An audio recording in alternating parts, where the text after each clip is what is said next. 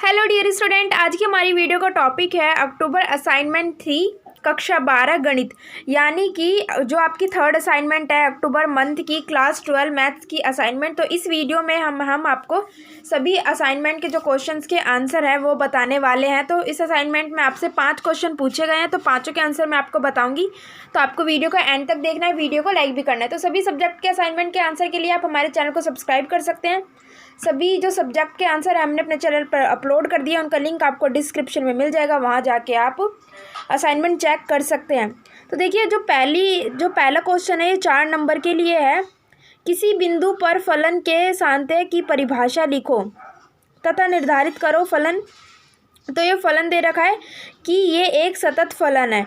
ठीक है, तो सबसे पहले हम लिखेंगे यहाँ पे, तो जैसा कि यहाँ पे लिख रहा है आपको भी एक ऐसे ही लिखना है। तो एक फलन, ये फलन है यहाँ पे, एक फलन को अंतराल पर निरंतर कहा जाता है यदि ए बी के बीच प्रत्येक बिंदु पर निरंतर हो। तो ये परिभाषा हो गई।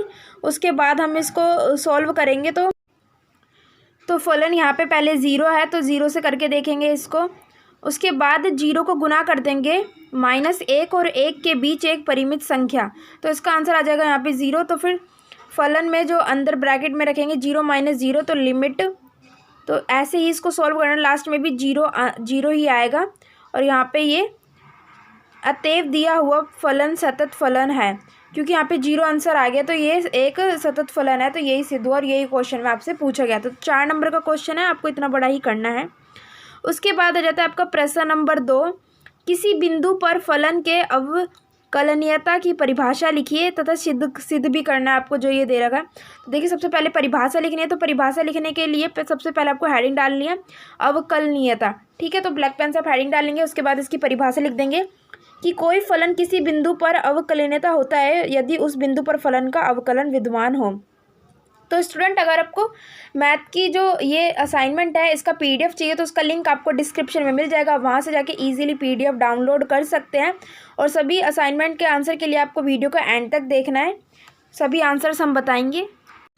8 400 400 400। तो फ्रेंड्स याद कर लीजिए, ये नंबर चाहे आपका क्वेश्चंस मैथ से रिलेटेड हो, फिजिक्स केमिस्ट्री बायोलॉजी से रिलेटेड हो, आपके हर डाउट हर क्वेश्चन का मिलेगा वीडियो सॉल्यूशन, वो भी सीधा आपके व्हाट्सएप नंबर पे।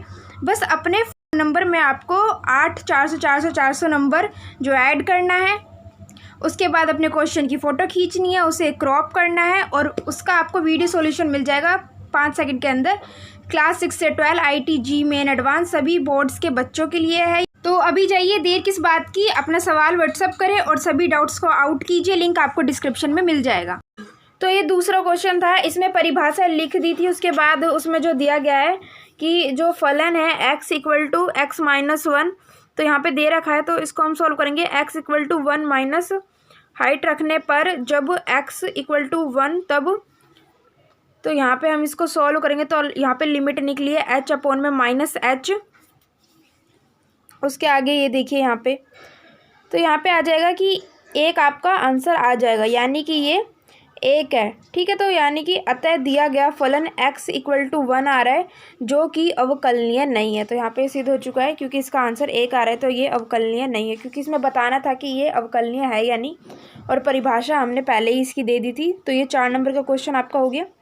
उसके बाद नेक्स्ट आ जाता है प्रश्न नंबर 3। तो प्रश्न नंबर 3 है, उसमें आपके 2 क्वेश्चन पूछे गए हैं, यानी कि 2 पार्ट हैं, दोनों 2-2 नंबर के हिसाब से पूछे गए हैं। तो देखिए इसमें dy/dx ज्ञात कीजिए यदि y = sin -1। तो जबकि तो ये इक्वेशन दे रखी है, यहाँ पे हम इसको सॉल्व करेंगे। x का मान रखने पर x = tan थीटा, उसके बाद हम इसको इस इक्वेशन को पूरी को सॉल्व करेंगे। तो देखिए यहाँ पे लास्ट में निकल के आएगा y = π/2 -2 tan पावर -1x। अगर आपको कोई वर्ड समझ में नहीं आते तो वो भी आप हमें कमेंट करके बता सकते हैं, या फिर आपको किसी और सब्जेक्ट के असाइनमेंट के आंसर चाहिए तो वो भी आप हमें कमेंट करके बता सकते हैं। तो देखिए दोनों पक्षों का x के सापेक्ष अवकलन करने पर, तो यहाँ पे हम अवकलन करके देखेंगे, तो यहाँ पे इसका आंसर आ जाएगा -2/1 + x²। तो यही इसका आंसर आ जाएगा। ठीक है, तो ये यहाँ पे क्वेश्चन ख़त्म हो चुका है। तो ये थर्ड क्वेश्चन था जो उसका फर्स्ट पार्ट का आंसर था। ठीक है, उसके बाद थर्ड क्वेश्चन का ही सेकंड पार्ट आ जाता है यदि y equal to sign -1x है तो दर्शाइए कि, तो ये दर्शाना है आपको, ये किसके इक्वल है, 0 के इक्वल, ये दिखाना है। तो y equal to sine power -1x, फिर इसको हम देखेंगे dy/dx इक्वल टू 1/रूट अंडर रूट 1 - x²। तो यहाँ पे हम इस इक्वेशन को रखेंगे, तो आपको भी ऐसे ही रखना है। अगर आपको कोई वर्ड समझ में नहीं आ रहा है तो वो भी आप हमें बता सकते हैं। वैसे यहाँ पे क्लियर लिखा हुआ है, इजीली आपको दिख जाएगा।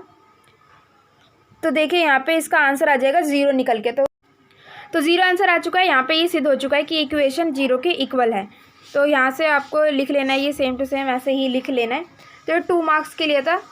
अब आपका 4th क्वेश्चन आ जाता है, वर्तमान और वर्तमान फलन के लिए प्रथम अवकलन परीक्षण लिखिए, अंतराल भी ज्ञात करिए। फलन दे रखा है यहाँ पे sin x plus cos x द्वारा प्रदत्त फलन f वर्धमान या ह्रासमान है। तो यहाँ पे बताना है कि ये क्या है इन दोनों में से। तो पहला है, तो देखिए ये निकल के आएगा, तो इस पर वर्धमान है। और जो सेकंड वाला है इसमें आपको एक छोटा सा एक डायग्राम बनाना पड़ेगा। तो ये डायग्राम आप देख रहे हैं यहाँ पे cos x sin x, तो ये आपको दिखाना है इसमें। तो ये सेकंड वाले में डायग्राम, फर्स्ट वाले में नहीं है। उसके बाद dy/dx equal to cos x minus sin x, तो इसको cos x में से sin x को माइनस कर देंगे। उसके बाद नेक्स्ट क्वेश्चन है ए वर्धमान के लिए यहाँ पे निकल के आया है और ह्रासमान के लिए भी निकल के आ गया बी। तो दोनों का ये आंसर आ चुका है। तो क्वेश्चन नंबर 4 का आंसर है। तो स्टूडेंट आपके असाइनमेंट का लास्ट एंड 5th क्वेश्चन है, अवकलन के पदों में वक्र के दिए हुए बिंदु पर स्पर्श रेखा तथा अविलंब की परिभाषा लिखिए। तो यहाँ पे सबसे पहले आपको परिभाषा लिखनी है, फिर एक वक्र दिया गया है, इसको स्पर्श रेखा तथा अविलंब के समीकरण ज्ञात कीजिए। तो सबसे पहले हम यहाँ पे हेडिंग डालेंगे परिभाषा। तो परिभाषा में लिख देंगे एक सीधी रेखा को बिंदु x इक्वल टू सी वर वक्र 4 इक्वल टू एफ एक्स की स्पर्श रेखा कहा जाता है। तो यहाँ पे परिभाषा देने के बाद दोनों पक्षों के सापेक्ष अवकलन करने पर, तो यहाँ पे अवकलन करेंगे हम, तो इसमें हम अवकलन करेंगे तो यहाँ पे आ जाएगा 0x -1/3 plus y 1/3 dy/dx equal to 0। उसके बाद हम इसको सॉल्व करेंगे, तो dy/dx इसको हमने सॉल्व किया तो यहाँ पे आ गया -1, ठीक है। तो -1 आ गया। उससे आगे देखिए क्या करना है, बिंदु पर वक्र की स्पर्श रेखा का समीकरण है। तो यहाँ पे इसका जो आंसर है वो 0 आ जाएगा। तो स्टूडेंट ये थी हमारी क्लास 12th की असाइनमेंट। अगर आपको वीडियो अच्छी लगी तो वीडियो को लाइक करें, चैनल को सब्सक्राइब करें ऐसी ही वीडियोज़ के लिए। Thanks for watching.